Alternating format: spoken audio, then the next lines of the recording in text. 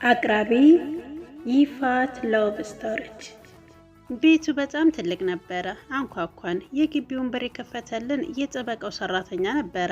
ከማክስ አክስት ጋር ሰላምታ ከተለዋወጡ በኋላ ወደ ውስጥ ገባን። ወዲያው የቤቱ ባለቤት መጣች። የማስቴ አክስትን በአግራሞት እየተመለከተቻት እንዴት ዛሬ መጣሽ አለቻት። የማስቴ አክስትም የመጣችበትን ጉዳይ ነገረቻት። ከዛ ወደ ውጭ እንነጋገር አለቻት። ካወሩ በኋላ ተመልሰው መጡ። ሴትየዋ እጅን እንደመጨበጥ እያለች ኤልሳ እባላለሁ አለች። እኔም ራሴንና አቤልን አስተዋወቅኳት። ዘነቡ ሁሉንም ነገር ነግራኛለች፣ አይዟችሁ እሺ አለችን። እኔም እሺ አልኳትና እጄን የአቤልን ትከሻ ላይ ጣል አደረግኩት። ዘነቡ ማለት የማስቴ አክስት ናት።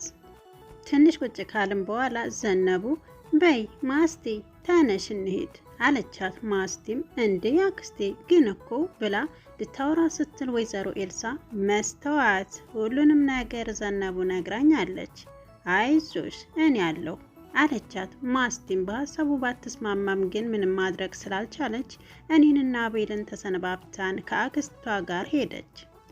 ወይዘሮ ኤልሳ እስከ ግቢው በር ድረስ ሸኘቻቸው። ወደ እኛ ጋር መጥታ የኔና ያቤልን የምናርፍበትን ክፍል አሳየችን። በመቀጠል የስራ ድርሻዬን መዘርዘር ጀመረች። ጠዋት ከእንቅልፍሽ 12 ሰዓት ትነሻለሽ፣ ከብርቄ ጋር ቁርስ ትሰሪያለሽ። ብርቄ ማለት የእነሱ የቤት ሰራተኛ ናት። ከዛ በኋላ ትእዛዟን ቀጠለች። ልጅን መኝታ ክፍሉ ሄደሽ ትቀሰቅሸዋለሽ። እሱ ከመኝታው ክፍሉ እንደወጣ ክፍሉን በደንብ ታጸጃለሽ። በመቀጠል የእኛን ቁርስ ልንበላ ወደ ማዕድ ቤት ስንሄድ የኔና የባለቤትን መኝታ ክፍል ታጸጃለሽ። እሱን እንደጨረስሽ ከብርቄ ጋር ሆናችሁ እቃውን ታጣጥባላችሁ፣ ቤቱን በደንብ ታጸዳላችሁ። እንደጨረሳችሁ ምግባችሁን ትበሉና አንቺ ከዘበኛው ጋር ገበያ ትሄጃለሽ። የሚያስፈልጉ ነገሮችን ገዛዝተሽ ትመጫለሽ። እዚህ ቤት ምሳ ብዙም አይደለንም። ብሩኬ ትምህርት ቤት ይዞ ይሄዳል፣ ባለቤቴ ደግሞ ውጪ ነው የሚበላው። ስለዚህ ምሳ ሰዓት ላይ ብዙም ስራ አይበዛብሽም አለችኝ። ብሩኬ ያለችው ልጇን ነው። ከሰዓት በኋላ ብዙም ስራ የለሽም፣ ግቢውን ታጸጃለሽ። ከ11 ሰዓት በአካባቢ ብርቄን የምታግዣት ነገር ካለ ታግዣትና እረፍት ታደርጊያለሽ። ከዛ ራትሽን በልተሽ ትተኛለሽ አለችኝ። እኔም እሺ በሚል ስሜት አንገቴን ነቀነኩላት። በይሺ የለዛሬው ከብርቄ ጋር ሁኚ ብላ የኩሽናውን በር አሳየችኝ።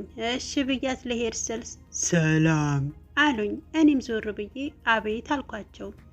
ክፍል ውስጥ አስገብተውኝ እኔ አባትሽ ጓደኛ ነኝ፣ አይዞሽ እኔ ያለሁላችሁ፣ አባትሽ እንድንከባከባችሁ ቃል አስገብቶኝ ነበረ። ስለዚህ አብራችሁኝ እዚህ ከኛ ጋር ትኖራላችሁ። ደግሞ ትምህርትሽንም እንዳቋረጥሽ ማታ ኤልሳ ነግራኛለችና አሁን ትቀጥዋለሽ።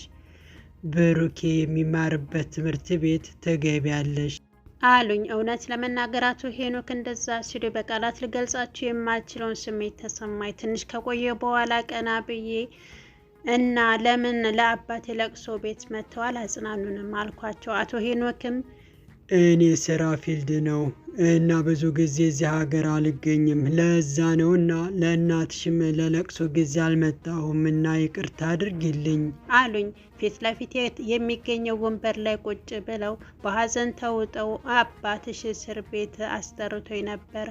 አዎ ከማረፉ 2 ቀን በፊት አስቀድሞ የኔ ውድ ጓደኛ ሞቱ ታውቆት ነው መሰለኝ ልጆችን አደራ አደራ ሲለኝ ነበረ።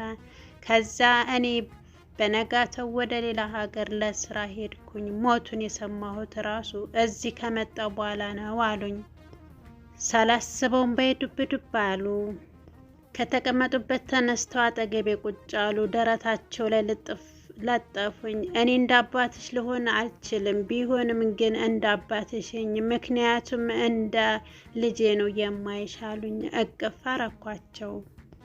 ወደ ማዕድ ቤት ተመለስን። ብሩክ አቤልን ጉልበቱ ላይ አስቀምጦ ስልኩን ሰጥቶት ጌም እያጫወተው ነበር። ወይዘሮ ኤልሳ ደግሞ ቡና እየጠጣች ነበረ። አቶ ሄኖክ ኤልሳን ውዴ አንዴ ነይ አሏት።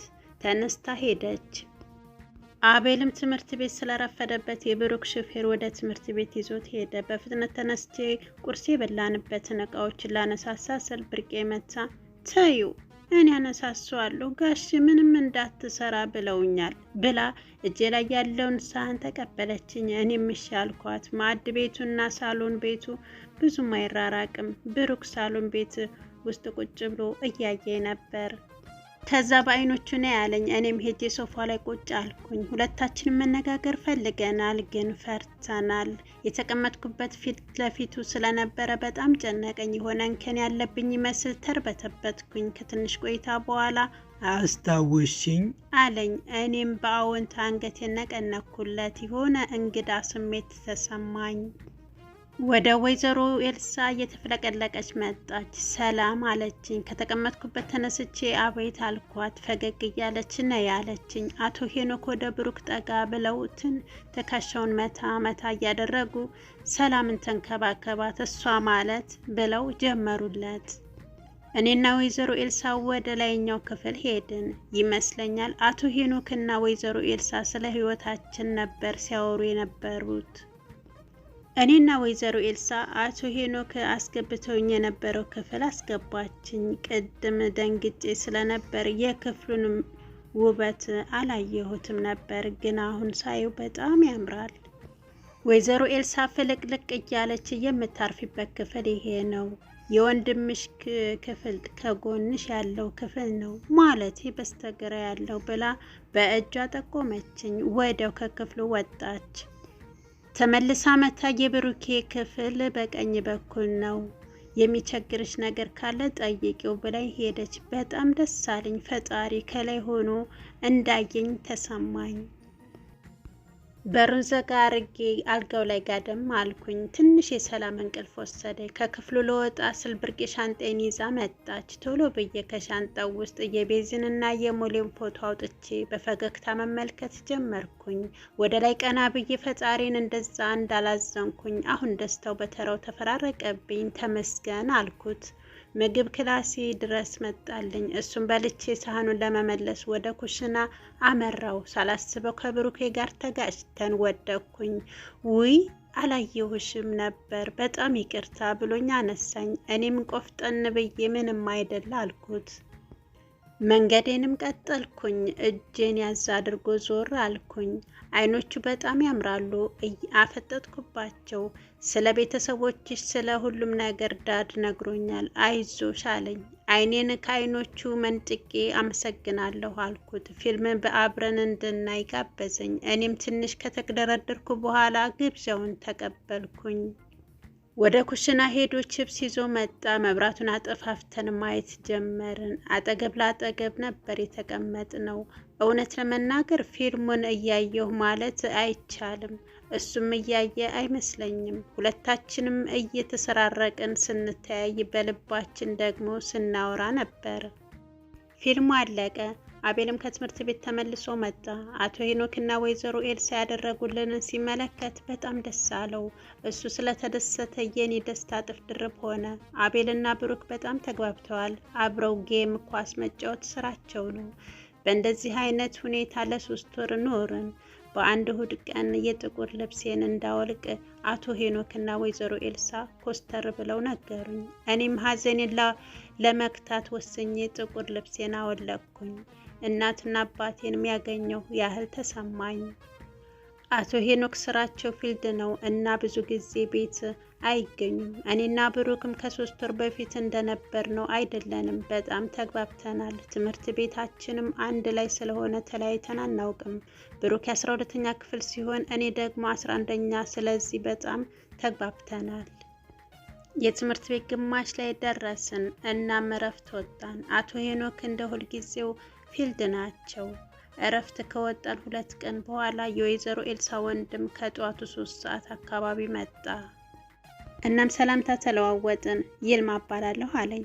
እኔም የውሸት ፈገግታ ፊቴ ላይ ጣል እያረኩኝ እኔ ደግሞ ሰላም እባላለሁ አልኩት። ሲጀመር ይልማን ቀልብ ያልወደደውም፣ ይህን ደግሞ ብሩክ ያውቋል። ግን ግድ ስለሆነብኝ ቁጭ አልኩኝ። ከትንሽ ቆይታዎች በኋላ ይጨንቀኝ ጀመር።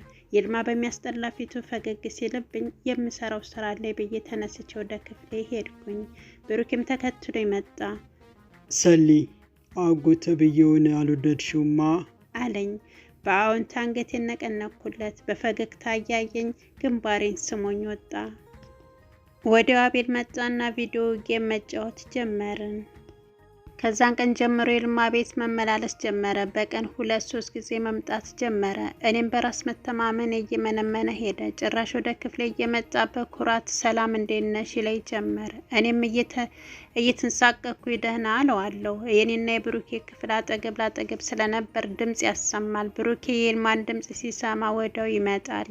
ይልማ የብሩኬን መምጣቱን ሲመለከት በፍጥነት ይሄዳል። ብሩኬም ይልማን እንደማይመቸው ሁኔታዎች ያሳብቃሉ። ብዙ ጊዜ የማሳልፈው ክፍሌ ነው። ቅዳሜ ቀን ጠዋት አካባቢ ነበር። አቤልና ብሩክ ሳይክል ለመንዳት ወጥተው ነበር። ይልማም እንደ ሁልጊዜው በጠዋት ነው የመጣው። ይልማ እንደመጣው ወይዘሮ ኤልሳ ብርቄን ጠርተዋት ወደ ገበያ ሄዱ። ቤቱ ውስጥ የነበርነው እኔና ይልማ ብቻ ነበርን። ከክፍሌ እንደወጣሁኝ ይልማን አገኘሁት። እየተርበተበትኩኝ ሰላም አልኩት። እሱም ሰላምታ ሰጠኝ። ቶሎ ብዬ ወደ ታች ወረድኩኝ። እታች ስወርድ ማንም አልነበረም። እሱም ተከትሎ መጣ። በፍርሃት ማንም የለም እንዴ አልኩት። እሱም እየተጠጋኝና እየሳቀ አዎ ማንም የለም አለኝ። ፈርቻለሁ፣ ግን ፍርሃቴ እንዲያውቅብኝ አልፈለኩም ነበረ። ፈገግ ብዬ እሺ አልኩትና እየሮጥኩኝ ወደ ክፍሌ ገባሁኝ። ክፍሌንም ቆለፍኩት። ከ5 ደቂቃ በኋላ የክፍሌ በር ተንኳኳ። በድንጋጤ ማን ነው አልኩት። ይልማ ነኝ ክፈችልኝ አለኝ። እየተንቀጠቀጥኩኝ ሆዴን አሞኛል ልተኛ ነው አልኩት በቁጣ ስሜት። ክፈች ብዬሻለሁ አለበለዚያ በሩን እሰብረዋለሁ አለኝ። በጣም ፈራሁ። መልስም አልሰጠሁትም። በሩን ለመክፈት ትግል ጀመረ። የማደርገው ጠፍቶብኝ አልጋዬ ላይ ቁጭ አልኩኝ። ከብዙ ትግል በኋላ ክፍሌን ሰብሮ ገባ። በአንድ እጁ ቢራ በአንድ እጁ ደግሞ ቢላ ይዞ ነበር። ፈገግ እያለ ዛሬ ብቻችንን ተገናኘን አይደል ቆንጂት አለ። ከክፍሉ ለመውጣት ስሞክር ገፍትሮ አልጋው ላይ ጣለኝ። መጮህ ጀመርኩኝ። እየታገለ ሱሪውን በያዘው ቢላ መቆራረጥ ጀመረ። እያለቀስኩ ትወኛ አልኩት። እሱ ግን ጭራሽ የያዘውን ቢራ ላይ ማፍሰስ ጀመረ። እኔም መጮህንና ማልቀሴን ቀጥያለሁ። ያደረኩትን ሱሪ ሙሉ ለሙሉ አወለቀው። ወንድነቱንና ጉልበቱን ተጠቅሞ ሊደፍሬ ሞከረ። በድንገት ዞር ስል ብሩኬ ከክፍሌ በር ላይ ቆሟል። አይኖቹን በአቅርረው በንድት ደርቆ ቆሟል። እያለቀስኩ ብሩኬ አድነኝ አልኩት። ቶሎ ብሎ ይልማን ከላይ ላይ አነሳው። በቦክስ ደጋግሞ መተው። ይልማም ሰነዘረበት። እዛው ድብድብ ጀመሩ። እኔም ቶሎ ብዬ ሱሪ ለበስኩኝ። ለብሼ ዞር ስል ብሩኬን አስተኝቶ ይመታው ነበር። በድንጋጤ በቢራ ጠርሙስ አንገቱን መታሁት። ራሱን ስቶ ወደቀ። ጠርሙስን መሬት ላይ ጥየው ማልቀስ ጀመርኩኝ። ብሩኬን ማቅፎኝ ያባበለኝ ጀመር። ወዲያው አቤል መጣ። ብሩኬን በፍጥነት ወደ ታች እንዲወርድ ጠየቀው። እሱም ደንግጦ በፍጥነት ወረደ። ብሩኬ ሊደፍሬ ነበር እኮ ሊያበላሸኝ እያልኩት ማልቀሴን ቀጠልኩኝ። ደረቱ ላይ አስተኝቶኝ ማባበሉን ቀጠለ። ከትንሽ ደቂቃ በኋላ ወይዘሮ ኤልሳ መጣች። ወንድሟ ደም በደም ሆኖ መሬት ላይ ስታየው አበደች። የምትይዘው የምትጨብጠው ነገር ጠፋባት። ዞር ስትል ብሩኬን ፊቱ ደምቷል። ምን ሆነው ነው? ማን ነው እንደዚህ ያደረጋቸው? ወይኔ ኤልሳ ብላ ማልቀስ ያዘች። ወዲያው ታክሲ ጠርታ ወደ ሐኪም ቤት ይልማንም ብሩኬንም ይዛቸው ሄደች። እኔም ለብሩኬ ብዬ አብሬያቸው ሄድኩኝ። ሆስፒታል እንደደረስን ይልማ ነቃ። እኔ እንደዚህ እንዳደረኩትና ብሩኬም እንዲመተው እንዳደረኩኝ ነገራት። የዛን ቀን የወይዘሮ ኤልሳ አይኖች በጣም ያስፈሩ ነበር። ተኮሳትራ በቤት ሄደች ጠብቅኝ አለችኝ። ብሩኬም ይሄው የኔም ቁስል ስለታሸገልኝ ከሷ ጋር አብሬ ሄዳለሁ አላት። እኔና ብሩኬ ወደ ቤት ሄድን። ከ2 ሰዓታት በኋላ ወይዘሮ ኤልሳ መጣች።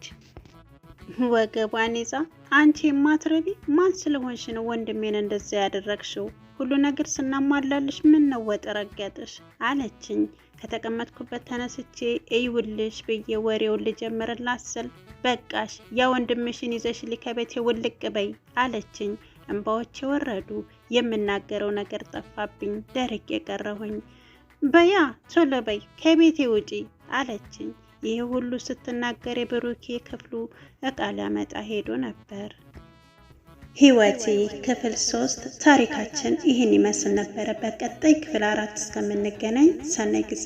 እስከ ቪዲዮ ፍጻሜ አብራችሁ ስለነበራችሁ እጅግ አመሰግናለሁ። ቻናሉን ሰብስክራይብ፣ ሼር፣ ላይክ እያደረጋችሁ አበረታቱኝ። ነባር ቤተሰቦቼ ሼር፣ ላይክ እያደረጋችሁ ዘወትር ለምታበረታቱኝ እጅግ በጣም አመሰግናለሁ። የዛሬው ፕሮግራም እዚህ ጋር በቃለሁ። ባይ። ጌታዬ ሆይ እጠብቃለሁ። ሁሉም ነገር ወቅቱን ይጠብቃል። ጽጌረዳ አበባ ያለ ወቅቱ አይፈካም፣ ፀሐይም ያለ ጊዜው አትፈነጥቅም። እኔም የኔ የሆነው እስኪመጣ በትዕግስት እጠብቃለሁ።